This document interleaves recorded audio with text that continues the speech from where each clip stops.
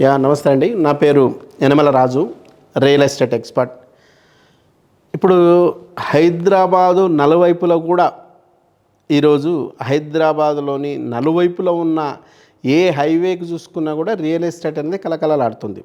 So వీటిలో కాస్త హెచ్చు తగ్గులు అని అనుకుంటే ఖచ్చితంగా ఇప్పుడున్న ప్రధానమైన రహదారుల్లో NH-44 అంటే బెంగళూరు హైవే. ఈ బెంగళూరు హైవే అనేది చాలా డెవలప్ అయ్యే అవకాశాలు ఉన్నాయి. ఆల్రెడీ ఇప్పటికీ అంటే బాగా డెవలప్ అయినప్పటికీ కూడా రేట్ల పరంగా చూసుకుంటే కస్టమరు ఎక్కడైనా ఇన్వెస్ట్ చేయాలంటే అందుబాటు ధరలున్నది కూడా ఓన్లీ NH-44 షాద్నగర్ ఇట్లా ఈ బెంగళూరు హైవేనే ప్రధానంగా మనం చెప్పుకోవచ్చు. ఎందుకంటే మీరు ముంబై హైవే తీసుకున్నా, లేదా వరంగల్ హైవే తీసుకున్నా, లేదనుకుంటే మేడ్చల్ వైపు తీసుకున్నా, లేదా సాగర్ రింగ్ రోడ్ వైపు, ఈ రకంగా ఏ వైపు చూసుకున్నా కూడా షాద్నగర్కున్నంత అడ్వాంటేజు ఏ ఏరియాకు కూడా లేదు. ఎందుకంటే మీరు ఇప్పుడు ఏ ఏరియాని తీసుకున్నా కనెక్టివిటీ పరంగా తీసుకున్నారనుకోండి. ఫర్ ఎగ్జాంపుల్ కనెక్టివిటీలో ఒక ఆర్టీసీ రూట్ ఉంటుంది, లేదా రైల్వే రూట్ ఉంటుంది. ఇప్పుడు ఫర్ ఎగ్జాంపుల్ మనం ముంబై హైవే తీసుకుంటే ఓన్లీ ఆర్టీసీ రూటు, అట్లాగే మీకు బీజపూర్ హైవే తీసుకుంటే ఓన్లీ ఆర్టీసీ రూటు, అట్లాగే మీకు మేడ్చల్కి సంబంధించి తీసుకుంటే రైల్వే ఉంది, అట్లాగే ఆర్టీసీ ఉంది. అట్లాగే మీరు సాగర్ రింగ్ రోడ్కు సంబంధించింది, లేదా ఇబ్రహీంపట్నం రూట్ తీసుకున్నా, లేదా విజయవాడ హైవే తీసుకున్నా కూడా మీకు ఓన్లీ ఆర్టీసీ. అట్లాగే వరంగల్ హైవే తీసుకుంటే ఆర్టీసీ ప్లస్ రైల్వే.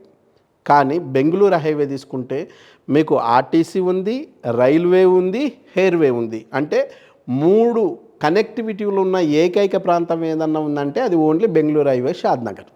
అట్లాగే మీకు ఎంప్లాయ్మెంట్ పరంగా చూసుకుంటే కూడా షాద్నగర్కు ఉన్నంత ఎంప్లాయ్మెంట్ మిగతా నగరాలకు లేదు.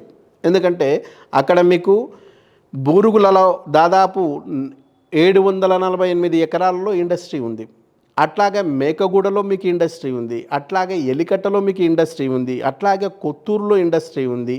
ఇది కాకుండా బాలానగర్లో 6000 ఎకరాల సెజ్జు ఉంది. ఆ 6000 ఎకరాల సెజ్జులో ఏదైతే మీకు హైదరాబాద్లో ఉన్న బాలానగర్, జీడిమెట్ల, షామీర్పేట, కాటేదాన్, VST, అజమాబాద్ సహా హైదరాబాదులో ఉన్న పారిశ్రామిక ప్రాంతాలు అనుకుంటున్న ఈ ఏరియాల నుంచి వచ్చిన కంపెనీలన్నీ కూడా నాన్ పొల్యూటెడ్ అన్నీ కూడా ఖచ్చితంగా బాలానగర్కి షిఫ్ట్ అవుతున్నాయి. పొల్యూటెడ్ అన్నీ కూడా జహీరాబాద్కి షిఫ్ట్ అవుతున్నాయి. ఇంకొంచెం ముందుకెళ్తే అక్కడే మీకు రాజాపూర్ సెజ్జు, పోలేపల్లి సెజ్జు అంటారు.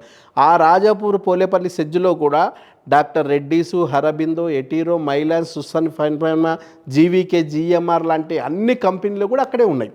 వీటితో పాటు మీకు మైక్రోసాఫ్ట్ డేటా సెంటర్లు కూడా మేకగూడలో మైక్రోసాఫ్ట్ డేటా సెంటర్ ఉంది, అట్లాగే హైదరాబాద్లో ఉంది, అట్లాగే ఎలికట్టలో మైక్రోసాఫ్ట్ డేటా సెంటర్స్ వచ్చినాయి, అట్లాగే ఎయిర్టెల్ డేటా సెంటర్ వచ్చింది, అట్లాగే అమెజాన్కి సంబంధించిన డేటా సెంటర్స్ వచ్చినాయి.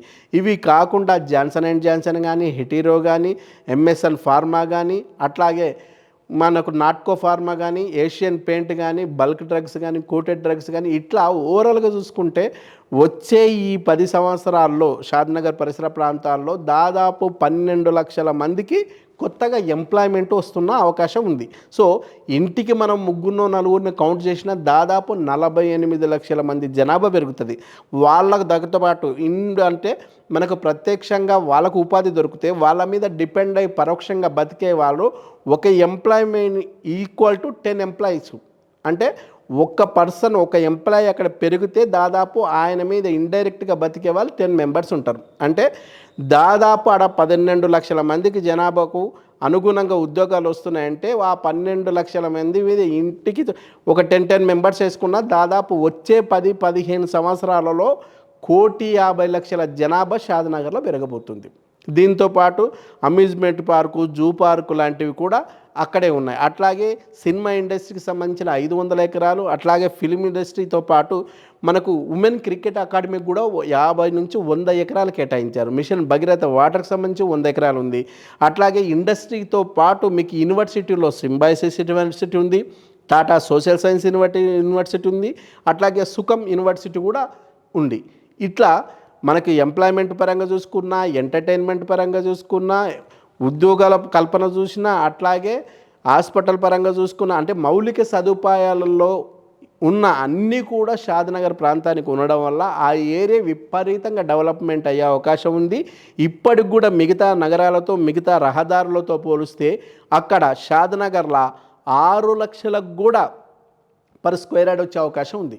6 లక్షల నుంచి 60,000 వరకు కూడా పర్ స్క్వేర్ యార్డ్ వచ్చే నగరం షాద్నగర్. మిగతా మీకు ఏ నగరాల్లో కూడా 6,000కు పర్ స్క్వేర్ యార్డ్ వచ్చే అవకాశం లేదు. అది కూడా హైదరాబాదు ఏదైతే అఫ్జల్గంజ్ ఉందో అఫ్జల్గంజ్ నుంచి సిటీ బస్సులు వెళ్ళే అవకాశం ఉంది. లోకల్ బస్సులు తిరుగుతున్న తరుణం ఉంది. జేపీ దర్గా లాంటి ప్రాంతాలు అక్కడే ఉన్నాయి, పుణ్యక్షేత్రాలు ఉన్నాయి. అట్లాగే మీకు సమతమూర్తి విగ్రహం లాంటివి ఉన్నాయి. అట్లాగే మీకు కనహశాంతి వనం లాంటివి ఉన్నాయి. అంటే ఒకేసారి 1,00,000 మంది యోగా చేయగలిగే కెపాసిటీ ఉన్న ప్రాంతం కూడా కనహశాంతి వనం. అంటే ఆధ్యాత్మికంగా నగరంగా చూసుకున్నా, ఎంటర్టైన్మెంట్గా చూసుకున్నా, అట్లాగే ఉద్యోగ ఉపాధి అవకాశాలకు చూసుకున్నా, ఏ రకంగా ఏవి కావాలనుకున్నా షాద్నగర్కు సొంతం ఉంది.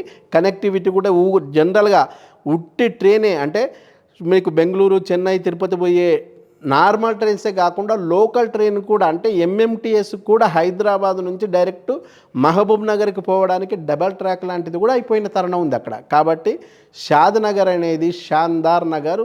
అందరికి కూడా ఇన్వెస్ట్మెంట్ పెడితే అత్యంత అద్భుత అవకాశాలతో పాటు పెట్టుబడి 2 3 10 అయ్యే అవకాశం కూడా ఎక్కువ షాద్నగర్కే ఉంది. కాబట్టి మీరు బెంగళూరు హైవేను షాద్నగర్ను బేస్ చేసుకొని ఖచ్చితంగా మీరు ఇన్వెస్ట్ చేస్తే మీకు ఎక్కువ లాభసాటిగా ఉంటుందని నా విశ్లేషణ.